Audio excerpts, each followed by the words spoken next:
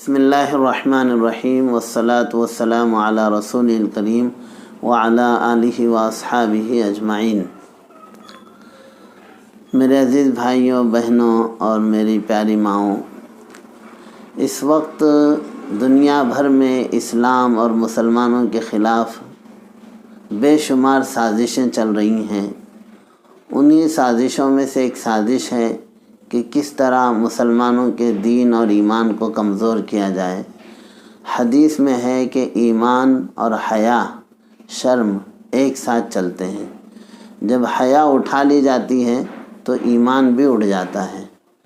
آج ہمارے ایمان کو کمزور کرنے کا سب میں آسان جو حربہ استعمال کر رہا ہے ہمارا دشمن، وہ یہ ہے کہ ہمارے درمیان بے حیائی عام ہو جائے۔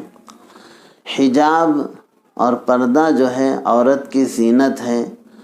قرآن کریم میں اللہ تبارک و تعالیٰ نے جہاں پردے کا حکم دیا ہے، اللہ تعالیٰ ارشاد فرماتے ہیں، یا ایھا النبی قل لازواجک وبناتک ونساء المؤمنین یدنین علیہن من جلابیبہن ذلک ادنی ان یعرفن فلا یؤذین۔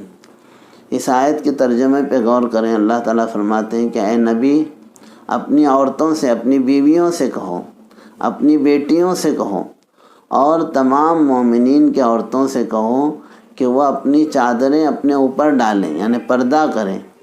اس پردہ کرنے کا فائدہ یہ ہوگا کہ ان کا مقام ملے گا، ان کو عزت کے ساتھ وہ پہچانے جائیں گے اور کوئی انہیں پریشان نہیں کرے گا، انہیں ستائے گا نہیں، انہیں چھیڑے گا نہیں۔ تو پردہ عورت کی حفاظت کا ذریعہ ہے۔ اس آیت کے اندر اللہ تبارک و تعالیٰ نے اپنی نبی کی بیویوں سے شروع کیا، یعنی گھر سے شروع کیا، پھر بچیوں کو، پھر عام مومن عورتوں کو حکم دیا کہ وہ پردے کا اہتمام کریں، کہ پردے کے اہتمام سے ان کا عزت دار ہونے والا سمجھا جائے گا اور کوئی ان کو بری نظر سے نہیں دیکھے گا۔ اس لیے یہ ایک فطری بات ہے کہ جب عورت بے پردہ باہر نکلتی ہے تو اس کے جو ہے مردوں کی نظریں پڑتی ہیں، الگ الگ مردوں کی نظریں پڑتی ہیں، اور کون سا مرد کس نظر سے دیکھ رہا ہے، اور تمام برائیوں کا جو ہے یہ جڑ بن جاتی ہے جب عورت بے پردہ نکلتی ہے۔ اس لیے ہماری مسلم بہنیں، مسلم مائیں، یہ خاص طور سے جو اب تک اہتمام نہیں کر رہی تھی، اب ضرورت ہے کہ ان کی سازشوں کو ناکام بنانے کے لیے ہم اپنے نبی کی شریعت پر سختی سے عمل کریں، پردے کا اہتمام کریں۔ لباس کے سلسلے میں اسلام نے جو ہدایات دی ہے، عورت کو چاہیے کہ اپنا پورا جسم ڈھانکے، یہ اس کے پردے کے لیے یہ بھی ضروری ہے، پورا جسم ڈھانکنا۔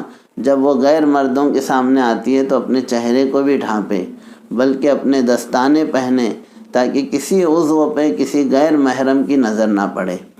دیکھیے، شوہر کے لیے ہماری بچیاں سب میں بہترین گفٹ جو دے سکتی ہے وہ ہے پاک دامنی، اس سے بڑھ کر کوئی گفٹ نہیں ہے۔ اور عورت کے پاس ایمان کے بعد سب میں بڑی نعمت اگر کوئی ہو سکتی ہے تو وہ حیا اور پاک دامنی کی ہے۔ اس لیے حیادار اور پاک دامن رہنے کے لیے ضروری ہے کہ ہم پردے کا اہتمام کریں۔ مسلمان خاص اہتمام کے ساتھ اپنی بچیوں کو 10 سال سے اوپر ہو جائیں تو ان کو پردے کا اہتمام کرائیں، 9 سال سے ان کو سارے مسائل سکھائیں بالغ ہونے کے، اور پھر 9 سال سے ہی پردے کا اہتمام بھی کرانے کے لیے کوشش کرنا چاہیے۔ اس کا اہتمام مسلمان سختی کے ساتھ کریں، عمل کر کے جو ہے اس کا مقابلہ کریں۔ یہ زیادہ بہتر ہوگا اس سے کہ ہم صرف مضامین لکھیں یا ان کے خلاف باتیں کریں، اس کے بجائے خود اگر ہم عمل پر کھڑے ہوں گے تو پھر کوئی سازش کامیاب نہیں ہوگی۔ یہ اس بات کا پیغام مسلمانوں تک